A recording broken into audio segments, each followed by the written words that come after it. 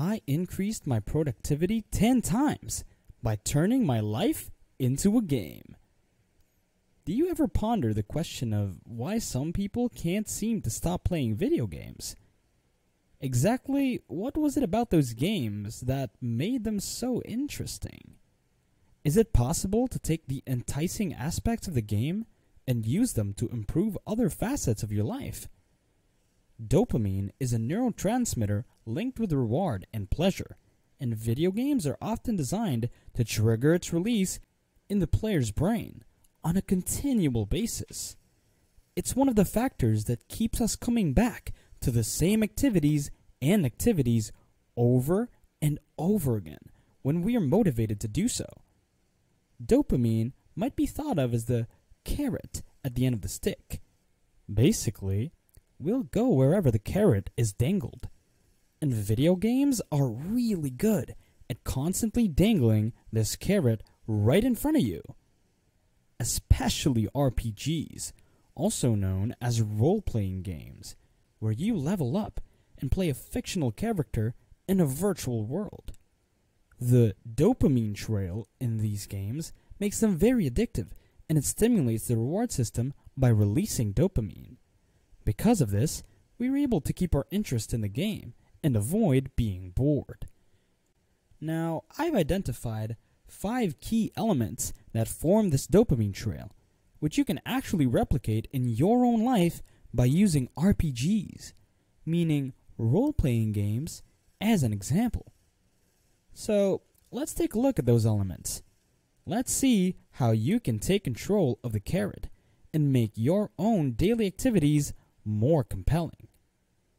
Number 1. The first key element. You have a crystal clear end goal in mind, and you know exactly what you should be doing. Perhaps you need to save the queen, or you must vanquish the witch. Know where you need to go. That's crucial. However, in reality, many of us don't have a clear idea of our ultimate goals.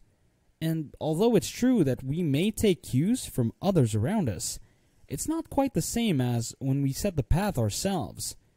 Whether it's reading a book, getting a promotion, or learning instruments, having a destination in mind gives your daily activities meaning. Otherwise, your work will be pointless. While saving the queen may be the ultimate objective, the game doesn't put too much emphasis on that. Instead, it's separated into a series of smaller milestones that all work toward the same end. It's possible that your first task will be to help a villager recover his stolen jewels. Then, you retrieve an ancient scroll, and etc. In spite of how little or routine the task may have been, it is always satisfying to see its completion. And the more we feel accomplished, the more we want to continue feeling that way. Essentially, this creates a loop where a tiny bit of success rewards us with dopamine and motivation to continue, which results in more success.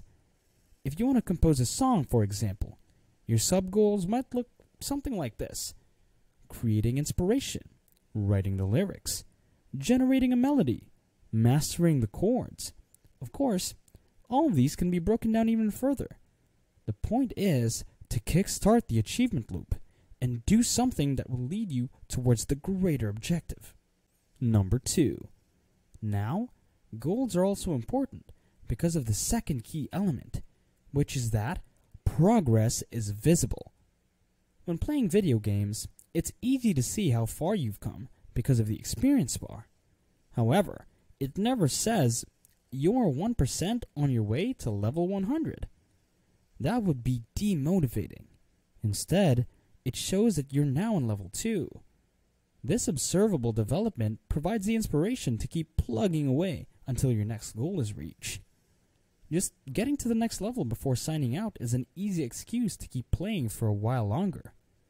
But in the actual world, advancement is rarely that blatant.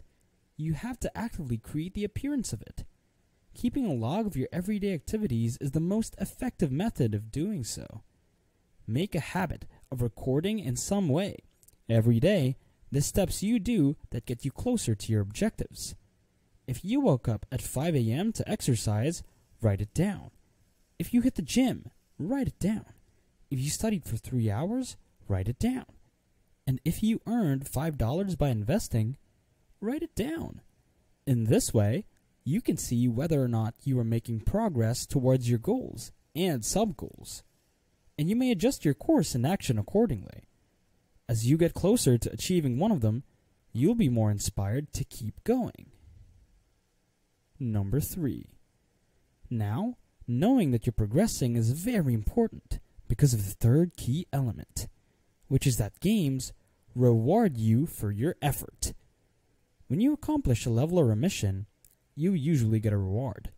Such incentives will help you stay motivated to finish the work at hand. Would you free the enslaved queen in the hands of the witch if you didn't get anything for it? Probably not. But because there's a prize, you keep completing those quests. The anticipation of a reward causes the brain to flood the body with a feel-good chemical dopamine, making rewards a powerful motivator in the real world as well. In the back of your mind, you are aware that if you complete a work, such as studying, you will be able to enjoy a reward of your choosing without feeling guilty, which might easily motivate you to do it. But it has to be noted that in video games, the reward always rewards you back in some way. Once you defeat an enemy, you might get a more powerful staff, which means you can now defeat stronger enemies. Essentially, the reward you receive improves the gameplay and encourages you to continue playing. And this is an error that many of us make. When we have a balanced diet for 1 week straight and we go to the gym 5 times during that period, sure, we deserve a reward. But instead of a reward that doubles as a reward, we typically choose a punishment that undoes our hard work.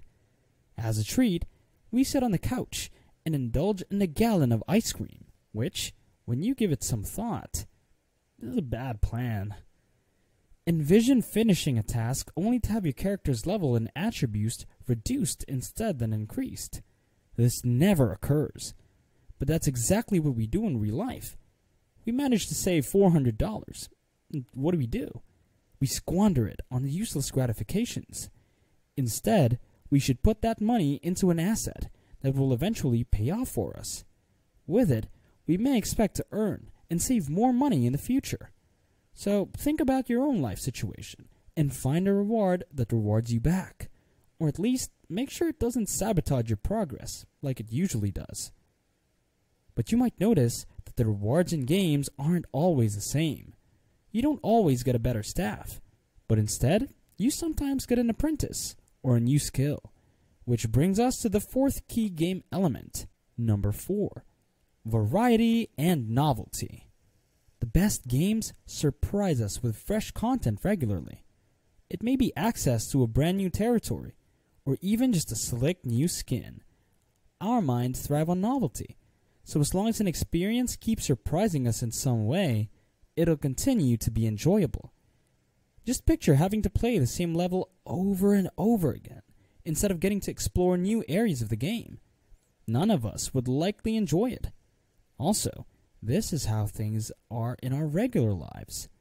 Adding an element of novelty to an activity increases the likelihood that we will continue doing it over the long run. If you have a job, think back to the first day you spent there. The job probably didn't feel boring. Instead, it was most likely interesting. There were so many new people to meet and a lot of things to learn. After a year, though, the excitement would have worn off and the routine would have set in. Reason being, after a while, it got regular, and there was nothing exciting left to do. Spending 8 hours a day, 5 days a week on the same task is a lot like playing the same video game level over and over again. Since you already know what to expect, there isn't much to look forward to. What could you do? Making friends with someone you wouldn't ordinarily talk to at work, or desk reshuffle might help. You might simply try a new place to eat lunch one day. It's clear that the shift need not be dramatic. The goal here is just to try something different once in a while. Just look for a way to make your days slightly different. Number 5. Now, the fifth and final key element that games have is that they consistently challenge you. Humans have a natural fascination with problem solving and achieving success. However, you won't appreciate them or desire to perform them if they are too difficult or too easy for you. Thus, the test should be neither too simple nor too difficult. When you start at level 1, you don't go fighting the biggest and the worst boss right away. You would get defeated every time, as it would be too difficult for your skill level. And because it would be too hard, you wouldn't want to keep playing. That's why games typically start you out with less difficult tasks, those you can truly go through. But as your skills improve, so does the game's challenge. Otherwise, you wouldn't want to keep playing if you were to progress yet face the same difficulty. There's no point in playing if you can easily destroy any obstacles in your path. The task needs to be just hard enough so that the sense of accomplishment and the subsequent surge of dopamine are worth the effort. However, ideal problems are extremely rare in the actual world. Instead, we are typically either completely overwhelmed or completely bored by them. If you're having trouble bringing yourself to accomplish anything because of how difficult it seems, it probably is beyond your present ability level. In the beginning, you need to pause and take things slowly. Break that enormous work down into smaller, manageable bits. Then you should separate the task into its constituent parts and start with the simplest one. This not only makes things easier, but also sets the momentum rolling. If something feels too easy, you must increase the challenge. Ideally, you would want to skip the easy tasks, but sometimes they just have to get done. Try increasing their difficulty by setting a time limit on them. This forces you to find a way to be more efficient, which also helps you get through it faster in the future. Yes, you're still doing the same boring activity, but the time pressure ramps up the difficulty and makes it more fun. So try to match difficulty to your skill level. You will find that wherever you're able to do so, you will be more engaged and the activity will be more compelling. You now have a much better grasp of what makes video games so compelling to so many people. You may also observe that the game's ability to captivate us is diminished if these features are absent. Other elements may also contribute to a game's appeal, like the social aspect that provides a sense of community and competition. Another one might be the cool background music. It's also important to observe how quickly these components are utilized in video games, inducing a flood of dopamine into the system. They occur so often that our daily activities aren't actually able to match it.